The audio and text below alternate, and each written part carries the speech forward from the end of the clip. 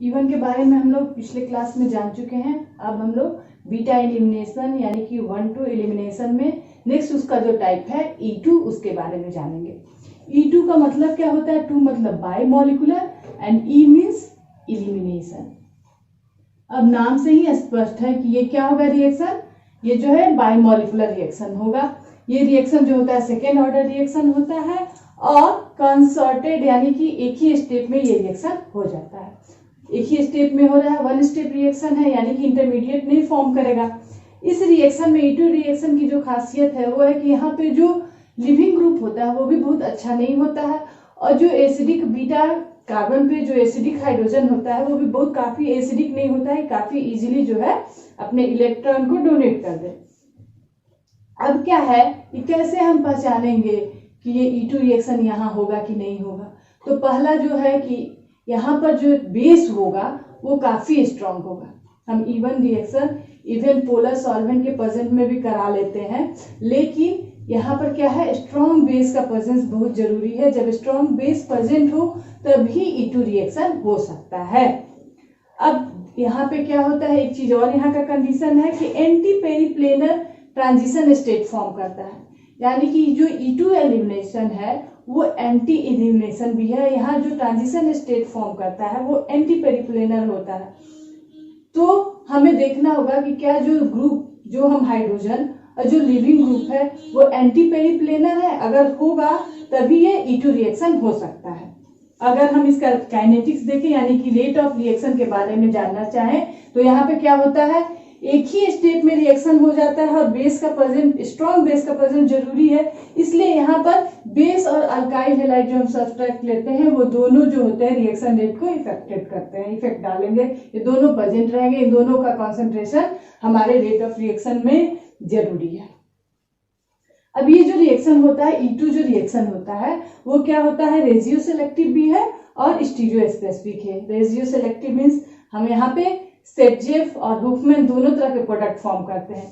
सेटजेफ and हुफमैन दोनों तरह के प्रोडक्ट फॉर्म करते हैं, लेकिन क्या है यहाँ पर कि जैसे कि हम लोग E1 में देखते हैं कि केवल और केवल सेटजेफ प्रोडक्ट फॉर्म करेगा, लेकिन यहाँ पे बहुत सारे ऐसे केसेस होंगे जहाँ पे हुफमैन प्रोडक्ट भी मेजर प्रोडक्ट होगा। क्यों होगा उस पर हम लोग डिटेल में बात करेंगे। एक मैंने एग्जांपल लिया है, ठीक है, और इसमें हम लोग देखते हैं कि किस तरह से ये अल्कीन फॉर्म कर रहा है। E2 रिएक्शन में किस तरह से रिएक्शन होता है उसके मैकेनिज्म को हम लोग समझने की कोशिश करते हैं। तो हमने इसको कुछ डिटेल में इस तरह से बना लिया। यहाँ पे क्या होगा कि बेस जो है हाइड्रोजन को, जो एसिडिक हाइड्रोजन है उसको अप्रोच करेगा, तब ये जो ब्रोमीन होता है ये बाहर की तरफ मूव करने का कोशिश करेगा, क्योंकि ये अपना इलेक्ट्रॉन यहाँ पे देगा जिससे इसका डबल बॉन्ड फॉर्म करेगा। कुछ इस तरह से हम लोग इसका ट्रांजिशन स्टेट बना रहे हैं। क्या हो रहा है, CH2 के साथ जो H है उसका बॉन्ड जो है वो ब्रेक कर रहा है, ये बेस के साथ इसका बॉन्ड जो है वो फॉर्म करता हुआ रहा है, और वैसे ही ये ब्रोमीन जो है उसका इस कार्बन के साथ जो बॉन्ड है वो ब्रेक हो रहा है। अब इसमें होता क्या है कि जो ये हाइड्रोजन है और ये जो ब्रोमीन है वो क्या रहेगा, इस जो हमारा बोर्ड है उसी के प्लेन में है, लेकिन क्या है केवल अंतर कि अगर ब्रोमीन उस अप में है तो क्या है, ये हाइड्रोजन डाउन में है। यानी कि दोनों एक, अगर ये प्लेन में है तो इस प्लेन, ये इस बोर्ड को प्लेन को समझिए, ये क्या है, ये सब एक प्लेन में है, लेकिन यहाँ पर ये ब्रोमीन जो है और ये हाइड्रोजन एक दूसरे के अपोजिट प्लेन में है। ये अगर इस साइड है तो ये उसके जस्ट अपोजिट साइड है, ये अप में है तो ये डाउन में है, अगर ये डाउन में हो तो ये अप में हो, तभी ये रिएक्शन हो पाता है। क्योंकि क्या होता है कि जो ये बेस है जब अप्रोच करेगा तो इसको किसी तरह से हिंड्रेंस नहीं चाहिए।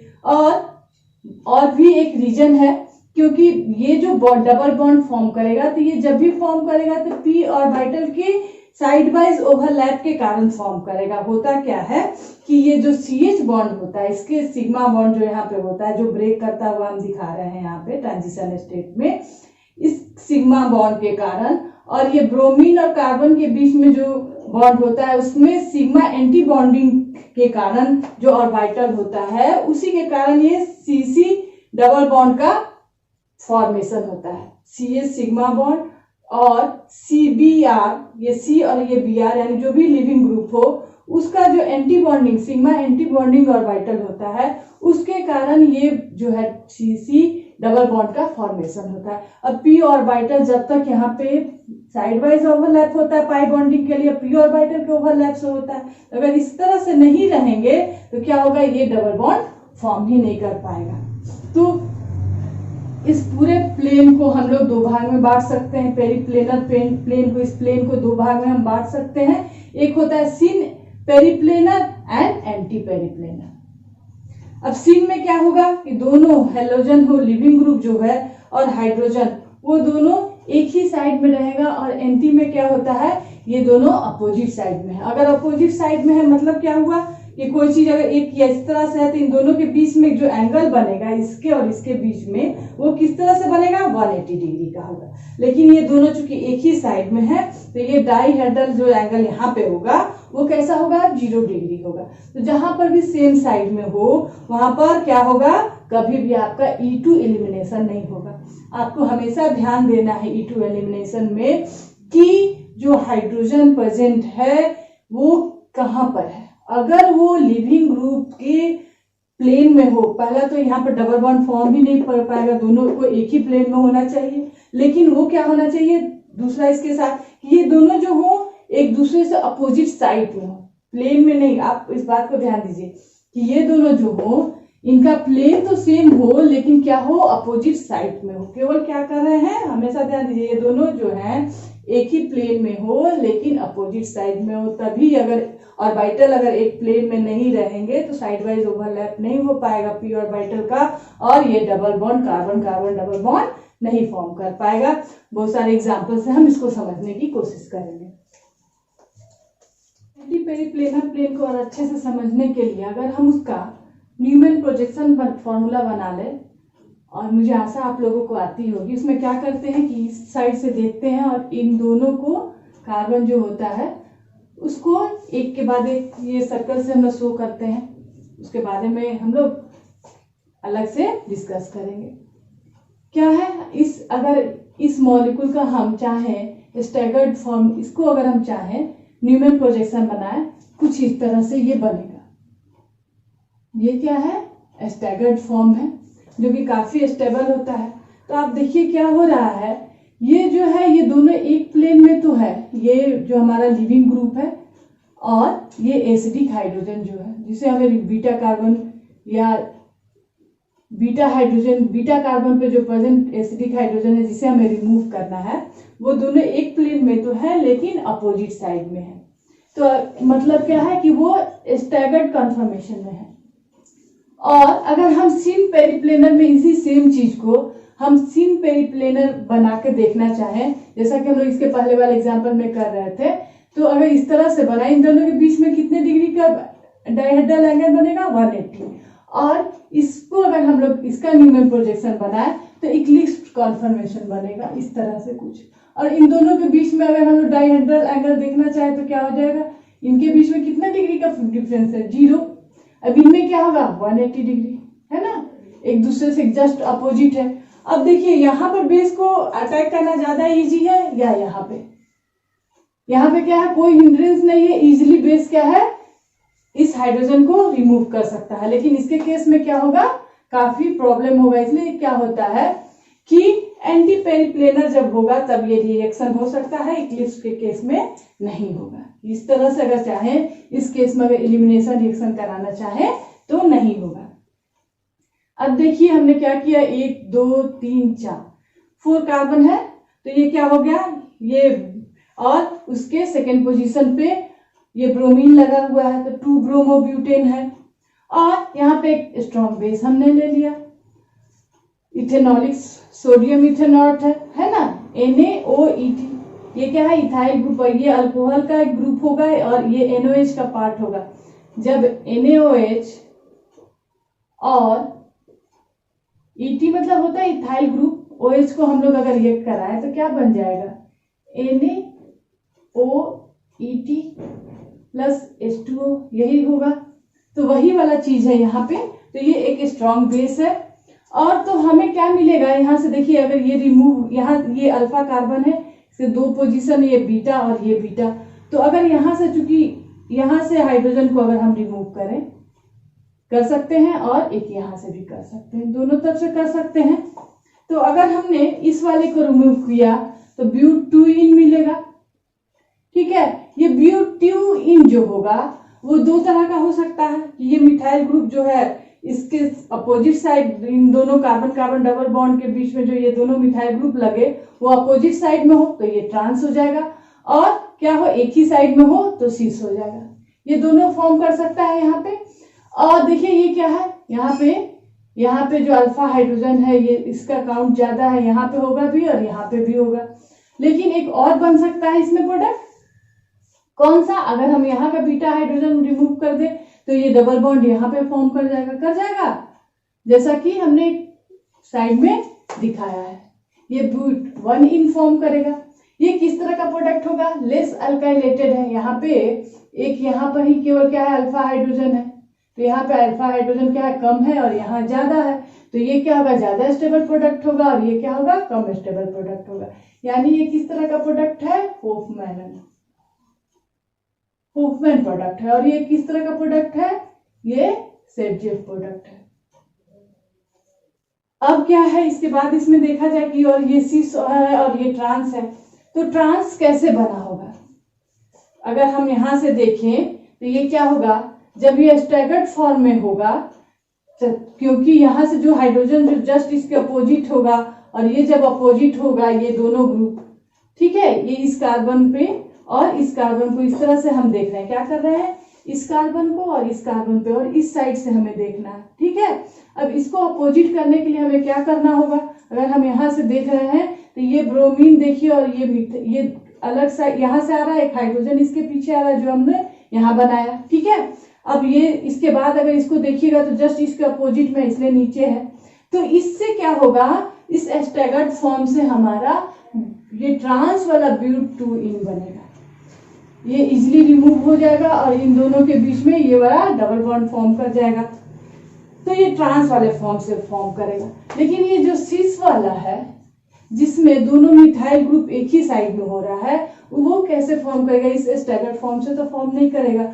वो गुज कॉन्फॉर्मेशन से फॉर्म करेगा। तो इसमें क्या होता है कि अब इन दोनों के बीच में एग्जैक्ट जो है 180 डिग्री का डिफरेंस नहीं होके कम हो जाता है, तो इसलिए इसका जो परसेंटेज होगा ये कम होगा, ये माइनर फॉर्म करेगा इसमें भी, और ये क्या कम फॉर्म करेगा, मेजर फॉर्म करेगा।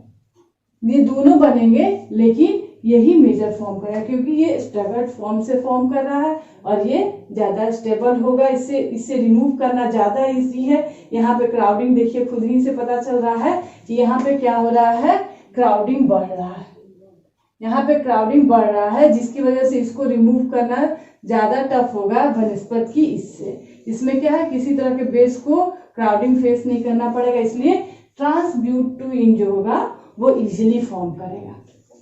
तो एंटी पेरिप्लेनर प्लेन का क्या महत्व है, E1 E2 रिएक्शन में आप जान गए होंगे कि बिना एंटी पेरिप्लेनर प्लेन के E2 रिएक्शन नहीं होगा। अगर हम साइक्लोहेक्सेन लेते हैं, स्पेशल केस है E2 रिएक्शन में, वहां पे क्या होता है कि जब CH और CX बॉन्ड वो एक्सियल हो और एंटी पेरिप्लेनर हो। एंटी पेरिप्लेनर की बात तो हम हर जगह कर रहे हैं कि जब भी CH और CX बॉन्ड एंटी पेरिप्लेनर होगा तभी क्या होगा, E2 एलिमिनेशन होगा। लेकिन अगर हम साइक्लोहेक्सेन की बात करें तो उस केस में क्या होना चाहिए कि इन दोनों को एक्सियल पोजीशन पे होना चाहिए, तभी ये रिएक्शन हो पाता है और एंटी पेरिप्लेनर भी हो। जैसे ये दोनों एक प्लेन में हो लेकिन अपोजिट इनका डायरेक्शन हो, इसमें क्या होगा, बेस यहाँ पर अटैक करेगा तो इसका इलेक्ट्रॉन यहाँ आएगा और ये क्या हो जाएगा, ये लिविंग ग्रुप रिमूव कर सकते हैं हम एक स्ट्रॉन्ग बेस के प्रेजेंस में। तो कुछ इस तरह से यहाँ पर डबल बॉन्ड फॉर्म कर जाएगा, जिसको हम इस तरह से भी लिख सकते हैं। अब मान लीजिए नेक्स्ट कुछ ऐसा ही एग्जांपल लिए हैं हमने, यहाँ पे एक और ग्रुप अटैच है इसके साथ और ये इसके साथ एक्सियल पोजीशन में है, हाइड्रोजन और क्लोरीन एक्सियल पोजीशन में है। तो जब इस पे बेस कोई अटैक करेगा, इसका बॉन्ड जो है यहाँ पे इजिली आ सकता है और ये क्लोरीन रिमूव कर सकता है। लेकिन देखिए यहाँ पर भी तो ये क्या है, ये अल्फा कार्बन है तो ये बीटा कार्बन होगा यहाँ वाला, तो ये भी बीटा कार्बन होगा। तो यहाँ पे दो तरह का प्रोडक्ट हमें मिल सकता है, एक तो क्या हो यहाँ पर बने और दूसरा क्या हो, अगर ये वाला हाइड्रोजन रिमूव हो, इस पे बेस अटैक करे और ये क्लोरीन, अगर ये क्लोरीन रिमूव हो तो क्या होगा, इसका इलेक्ट्रॉन जो है यहाँ आएगा और यहाँ डबल बॉन्ड फॉर्म कर जाएगा, तो ये फॉर्म कर सकता है। लेकिन ये क्यों माइनर होता है, क्योंकि जो ये रिंग के में है ना ये हाइड्रोजन, जिसकी वजह से यहाँ पे अटैक करना किसी भी बेस के लिए ज्यादा मुश्किल होता है बनस्पत के जो यहाँ वाले पोजीशन पे, तो हिंड्रेंस यहाँ उसको कम मिलेगा, जिसकी वजह से ये क्या होगा, ये हाइड्रोजन ज्यादा इजिली रिमूव होगा इस हाइड्रोजन के। स्टीरियोआइसोमेरिज्म को समझने के लिए इसके पहले वाले भी एग्जाम्पल में हम लोगों ने देखा था और अच्छे से देखते हैं इससे, कि मान लीजिए हमने एक साइक्लोहेक्सेन लिया है और यहाँ पे क्या है कि यहाँ पे हमारा लिविंग ग्रुप अटैच है। अब क्या है कि इस लिविंग ग्रुप से हमें देखना है कि अगर ये लिविंग ग्रुप जो है वेज पे ही है, अगर ये लिविंग ग्रुप वेज पे ही है तो क्या है, अब इससे जो अपोजिट में होगा उसी हाइड्रोजन अगर प्रेजेंट होगा तब ये एलिमिनेशन रिएक्शन हो पाएगा, क्योंकि ये जो ब्रोमीन है इससे अगर अपोजिट साइड में कोई अगर हाइड्रोजन प्रेजेंट होगा तभी क्या होगा, यहाँ से इसका एलिमिनेशन रिएक्शन हम करा सकते हैं। स्ट्रॉन्ग बेस है इसलिए क्या है, जब भी ये रिएक्शन होगा तो E2 एलिमिनेशन हो सकता है, यहाँ पे होगा, इजिली होगा। अल्कोहलिक KOH है तो देखिए यहाँ पर ये भी जो है वो क्या है, डैश पे है और ये वाला हाइड्रोजन भी डैश बॉन्ड पे है, तो इन दोनों का हम रिमूवल करा सकते हैं। ये अगर अल्फा पोजीशन है, क्योंकि यहाँ पर लिविंग ग्रुप है, ये लिविंग ग्रुप है, तो इसको देख के हम जान सकते हैं कि ये कार्बन अल्फा है, इसके बगल वाला ये दोनों क्या होगा, बीटा कार्बन होगा, और दोनों पे ही डैश पे हाइड्रोजन है, तो क्या होगा, दोनों को हम रिमूव करा के और हम यहाँ पे अल्कीन फॉर्म कर सकते हैं। अगर इस वाले को रिमूव करेंगे तो डबल बॉन्ड यहाँ पे फॉर्म करेगा, ये यहाँ पे आएगा। अगर इसको हम रिमूव करेंगे तो ये, इसको अगर बेस इसको ले जाए, बेस इस पे आके अगर अटैक करे, यहाँ पे क्या होगा, मान लीजिए कि कोई भी अगर ये RO के रूप में रहेगा और अल्कोहलिक KOH है तो, और वो इस पे आके इस हाइड्रोजन को ले, बेस चूंकि हाइड्रोजन पे ही अटैक करता है तो इसका बॉन्ड जो है यहाँ पे आएगा और यहाँ डबल बॉन्ड फॉर्म करेगा और ये लिविंग ग्रुप बाहर की तरफ जाएगा, तो यहाँ पे डबल बॉन्ड फॉर्म कर गया। अब वैसे ही अगर यहाँ से हम रिमूव भी कर सकते हैं, ये भी बीटा है, कार्बन पे हाइड्रोजन है, तो अगर इसको बेस का इस पे अटैक हो जाए, बेस जो है इस पे आके इस हाइड्रोजन को ले जाए, इसका इलेक्ट्रॉन यहाँ जाएगा और यहाँ पे डबल बॉन्ड फॉर्म करेगा, तो इस तरह का फॉर्म हो जाएगा। लेकिन डबल बॉन्ड के कार्बन पे क्या होता है कि ये वेज पे नहीं रह सकता, ये उसी प्लेन में रहेगा। तो यहाँ पे देखिए क्या हो गया, एक तो हमारे स्टीरियो, इस वेज और डैश से हम क्या बता रहे हैं, इस साइक्लोहेक्सेन का क्या कर रहे हैं, स्टीरियो को हम बता रहे हैं। यहाँ पे क्या हो रहा है, यहाँ पे जो वेज पे था अब वो उसी प्लेन में आ गया, और यहाँ पे ये ज्यादा स्टेबल भी होगा क्योंकि इसके पास देखिए अल्फा हाइड्रोजन कितने सारे हो जाएंगे, 7 हो जाएंगे। यहाँ पे अल्फा हाइड्रोजन कितने हो जाएंगे, 7 हो जाएंगे, तो ये मेजर प्रोडक्ट होगा। और यहाँ पे क्या होगा, यहाँ देखिए, यहाँ पे इसके लिए हो जाएगा, यहाँ पे तो एक ही बचा और यहाँ पर इसका यहाँ से और ये यहाँ पे 2 आ रहा है, तो यहाँ पे अल्फा हाइड्रोजन कम हो गया इसके अपेक्षा में। यहाँ पर एक, यहाँ से 2 मिलेगा इसको और यहाँ से मिलेगा, तो क्या हो जाएगा, यहाँ पे इसको कम आ रहा है, 4 हुआ, तो यहाँ पे अल्फा हाइड्रोजन कम है, यानी कि ये जो होगा माइनर प्रोडक्ट होगा और ये मेजर प्रोडक्ट होगा। हमें इससे नहीं मतलब है, मेन मतलब क्या था कि यहाँ पे स्टीरियो चेंज कर गया। आप देखिए इसमें क्या है, ये वेज पे ही ग्रुप रह गया और यहाँ पे क्या हो गया, ये इस प्लेन में आ गया।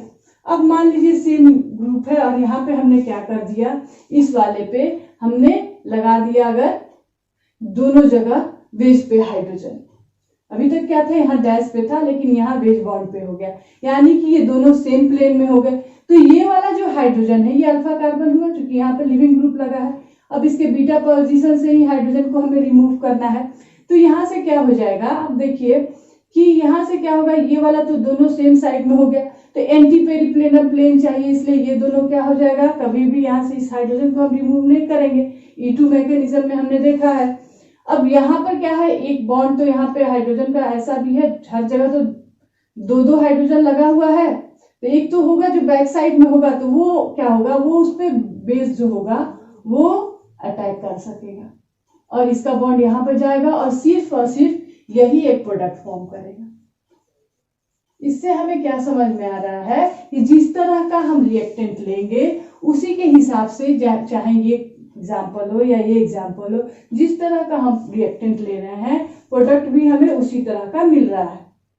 ठीक है, स्टीरियो आइसोमर्स फॉर्म कर सकते हैं लेकिन एक मेजर हो रहा है, और जिस तरह का हम रिएक्टेंट ले रहे हैं प्रोडक्ट उसी के हिसाब से फॉर्म कर रहा है। तो इसका मतलब कि जो ये E2 रिएक्शन होता है वो स्टीरियो स्पेसिफिक होता है। रेशियो सेलेक्टिविटी की बात हम लोग कर सके हैं, केवल यहाँ पे एक एग्जांपल से मैं ये समझाना चाहती हूँ कि कैसे E2 में हुफमैन प्रोडक्ट भी मेजर हो जाता है। जैसे इसमें देखिए यहाँ पे क्लोरीन जो लगा हुआ है, यहाँ पे लगा हुआ है तो ये अल्फा कार्बन हो गया।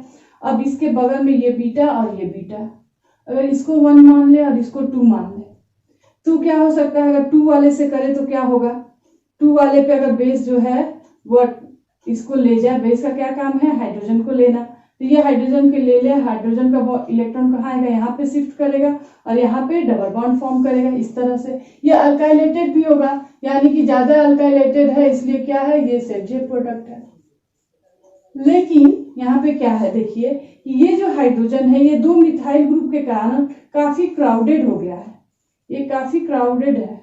तो यहाँ पे क्या है कि यहाँ पे बेस को अटैक करने में, इस हाइड्रोजन पे बेस को अटैक करने में काफी प्रॉब्लम होगी, क्योंकि ये 2 मिथाइल ग्रुप इसको घेरे हुए हैं। लेकिन ये वाला क्या है, इस हाइड्रोजन के चारों तरफ सिर्फ हाइड्रोजन एक छोटा छोटा ग्रुप है, तो इस पे अगर बेस को अटैक करना हो तो काफी इजी होगा ना, यहाँ पे आ जाएगा, इसको ले जाएगा और इसका बॉन्ड यहाँ पे फॉर्म करेगा और क्लोरीन जो है एज ए लिविंग ग्रुप बाहर निकल जाएगा। लेकिन ये क्या है, देखिए ये लेस अल्काइलेटेड है, यहाँ अल्फा हाइड्रोजन भी कम है, यहाँ अल्फा हाइड्रोजन भी ज्यादा है, लेकिन ये क्या हो जाएगा, ये माइनर प्रोडक्ट हो जाएगा और मेजर कौन हो जाएगा, ये हुफमैन प्रोडक्ट। तो E2 एलिमिनेशन में जो है वो क्राउडिंग, हिस्टेरिक हिंड्रेंस और एंटी पेरिप्लेनर होना, ये सारी चीजें जो मायने रखती हैं उसके हिसाब से प्रोडक्ट मिलता है। E2 में सेटजेप और हुफमैन दोनों बनता है, और बहुत सारे केस ऐसे भी मिलेंगे जहां पे हुफमैन प्रोडक्ट जो होगा वो मेजर होगा। अब मैं पहले बताना भूल गई, स्ट्रॉन्ग बेस का एक जो सीक्वेंस है उसको आप याद कर लीजिए कि जब इस तरह से ये सीक्वेंस होगा, ये सबसे स्ट्रॉन्ग है, उससे कम ये, उससे कम सबसे कम हाइड्रोक्सी। वैसे ही मिथॉक्सी जो है इथॉक्सी से ज्यादा, आइसोप्रोपाइल से ज्यादा और टर्सरी ब्यूटाऑक्साइड सबसे कम स्ट्रॉन्ग बेस में आएगा। जितना स्ट्रॉन्गर बेस रहेगा, जैसे सबसे पहला तो कहीं पर भी अल्कोहलिक QH या फिर इस तरह से लिखा हो, यहाँ पर R कुछ भी हो, ठीक है, वैसे ही अल्कोहलिक NOH या RONA लिखा हो, R कुछ भी हो, कोई भी अल्काइल ग्रुप हो, तो आपको क्या करना है कि वहां पर रिएक्शन जो होगा वो E2 रिएक्शन होगा, इसको ध्यान देना है। Thank you.